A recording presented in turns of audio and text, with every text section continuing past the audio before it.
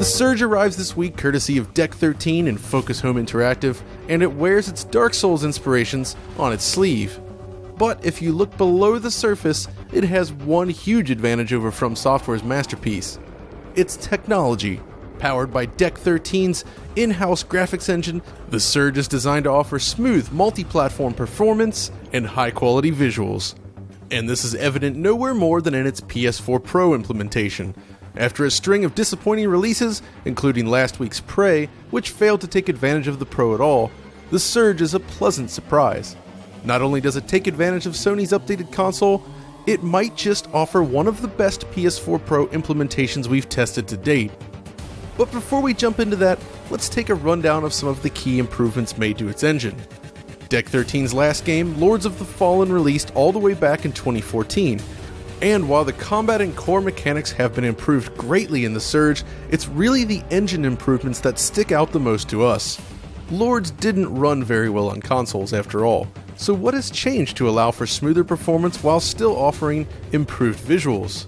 To begin with, the team switched to a clustered deferred renderer, as opposed to the deferred solution used in Lords of the Fallen, while also making heavy use of asynchronous compute.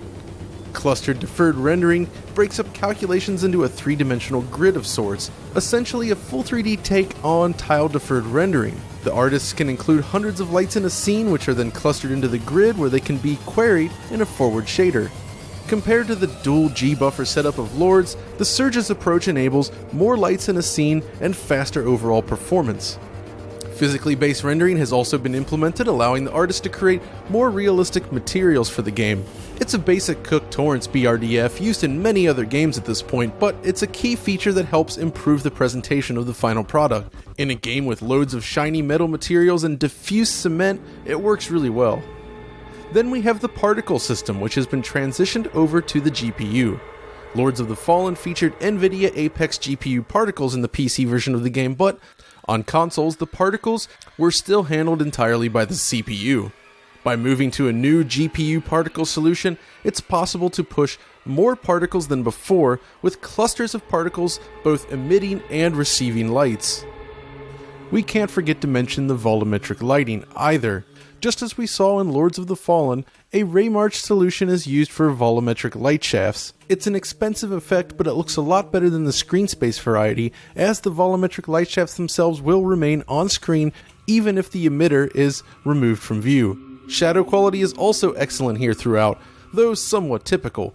Cascaded shadow maps are used outdoors with 1K by 1K maps for each split on consoles and up to 2K by 2K on PC.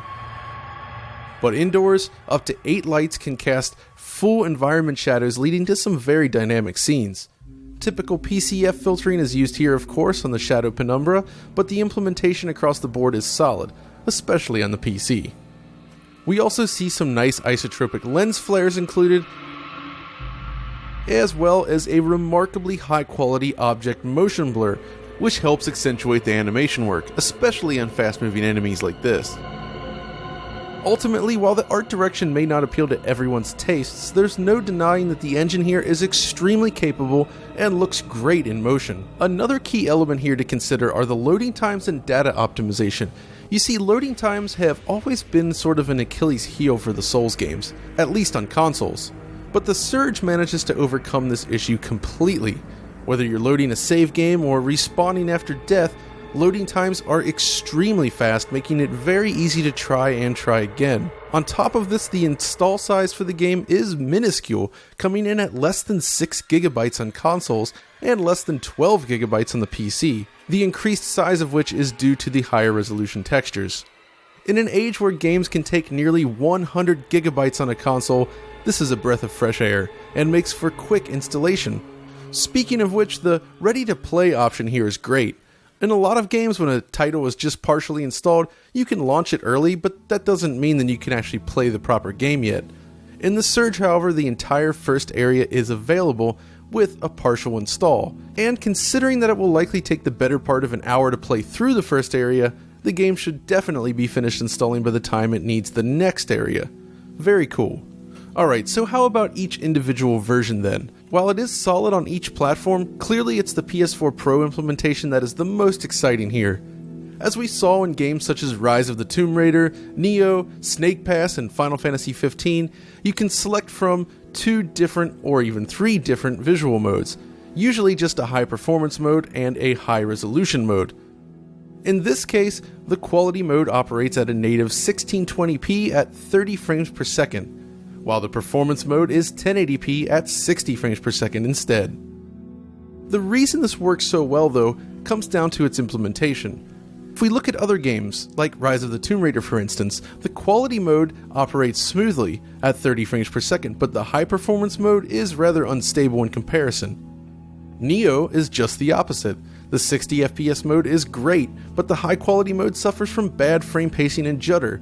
Same deal for Snake Pass really, and Final Fantasy XV is even worse, with most of the modes available suffering from rather obvious flaws. This is not the case with the Surge, however. The quality mode looks great, with every rendering pass increased by 150%, but the key here is that it runs at a rock solid 30 frames per second. Frame pacing is correct, performance is stable, and input latency is kept to a minimum. Sure, it's only 30 FPS, but it still feels good to play, and it looks much sharper due to the massive bump in resolution. For those that value image quality over frame rate, this is a great option to have, but the real winner for us is the performance mode. By dropping the resolution to 1080p, the performance mode can deliver a very smooth, stable 60 frames per second experience. We played the game using this mode for hours and only managed to stumble across a couple minor dips here and there. This is exactly what Pro owners wanted from the beginning, a choice between image quality or frame rate, with both modes being equally well implemented. The game does play well enough at 30 frames per second, but as a fast-paced, hard-as-nails action game, it benefits tremendously from a higher frame rate, so it's nice to be able to enjoy it that way on a console. Oh, and yes, when you're using a 1080p display, you can downsample the image, a feature missing from a lot of other games as of late, but it's fully accounted for here. The only downside to this implementation is the need to restart the game when switching between quality and performance. It's an odd quirk that feels rather PC-like, but really once you settle on one or the other option, it shouldn't be a huge deal. It's just annoying for us when we have to make comparisons. Speaking of the options menu, this is another area where the Surge impresses. The development team has considered just about everything that the player might want and made an option for it. Don't like motion blur? You can turn it off. Not a fan of those slow motion sequences? Yep, you can adjust it. Want to adjust the feel and weight of the camera motion? Sure, lots of options for you. Even the lens flares get its own full-on slider. The point is, from visual settings to HUD elements to controls, there is a lot of adjustment possible in the Surge on all 3 platforms. Okay, so while we're looking at options, let's talk about the PC version. This is a proper PC version of the game, not just a console port, and it looks and plays great here, offering support for things like ultra-wide resolutions, higher frame rates than 60 frames per second, and even resolution scaling. I mentioned that the Surge on PC comes in at double the size of the console versions earlier, and this is down primarily to texture quality. Many of the less important textures receive a nice boost, as you can see here, which increases the general sense of detail in many scenes. The textures do look pretty good on consoles already, but this is a nice bonus that works especially well when playing at very high resolutions.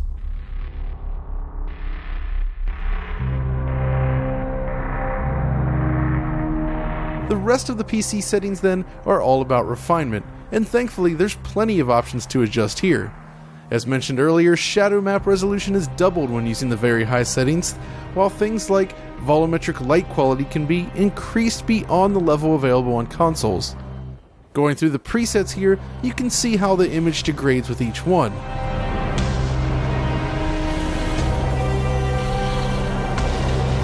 Texture and shadow quality take a significant dive, especially at the lower settings.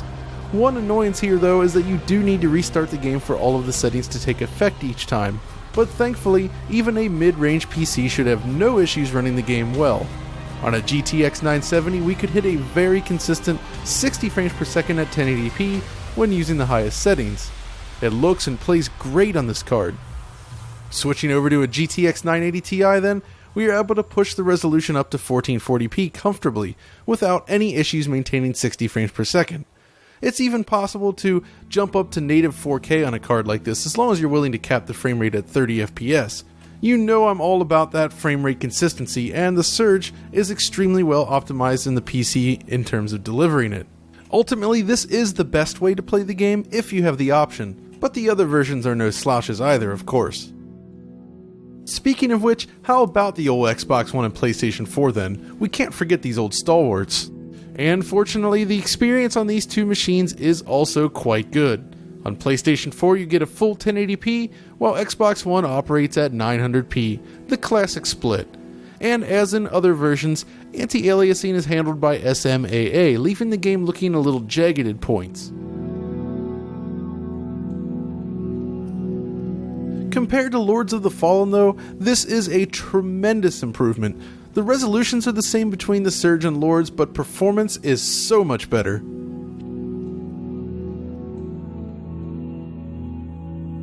Here on Xbox One, we get the expected 30 frames per second, without any additional tearing or slowdown, and from what we've played thus far, the frame rate holds completely steady at this level. It may be possible to trigger slowdown in specific instances later on, but we certainly didn't run across it. And in the fact that loading times are even faster than on PlayStation 4, and, well, it's a pretty good version of the game.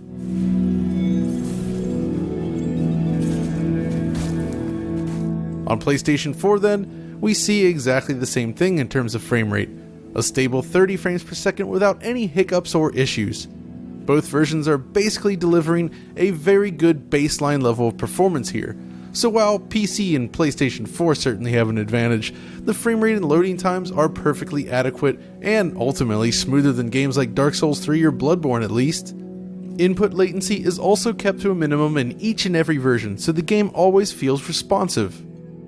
The only real visual difference between the two consoles comes down to screen space reflections. Weirdly enough, these are enabled on Xbox One, but completely absent on the PlayStation 4 and in fact the PS4 Pro. There is a chance that these could return in a future patch, we're told, but in order to maintain 60 frames per second on the Pro, they had to go. At least the cube map implementation works well enough. Ultimately, whichever version you decide to play, the Surge will treat you well. Each version feels crafted for the specific platform while taking advantage of its capabilities. It may not be the most striking game you've ever seen, mind you, but it does a lot of things very well with excellent performance. Clearly the Fledge engine is highly capable. And the game itself has also proven to be quite addictive. It is very challenging of course, but also rather rewarding, and definitely worth a look. It's a huge improvement over Lords of the Fallen. But that's all we have for now. If you enjoyed this video, be sure to like, subscribe, and follow us on Twitter as always, and until next time, this is John signing off.